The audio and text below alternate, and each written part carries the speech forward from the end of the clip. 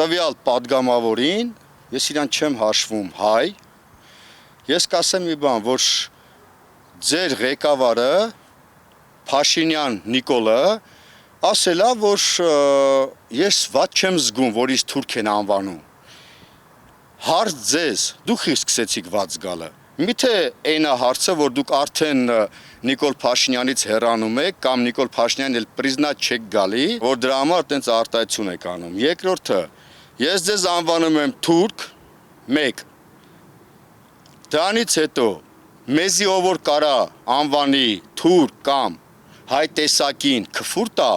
գլխավոր ամբիոնից, նա համարվում ամենավերջի սրիկան։ Ես նույն հայհոյանքը, որը դուք տվել եք ազգային ժողովից, այդ նույն հայհոյանքը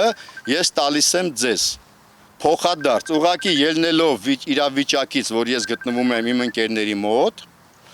ես չեմ կարում նույն հայհոյանքներով խոսամ։ Ինձ թույլ չեմ տալիս։ Ես խոսում եմ Եռաբլուրից, իմ ընկերների անունից, իմ մոտ, իմ ձեռի մեջ զոհված իմ ընկերների ու իմ աղբերներիս անունից, որ դուք սրիկա եք, դուք իրավունք չունեք այդ ամբիոնից խոսալու։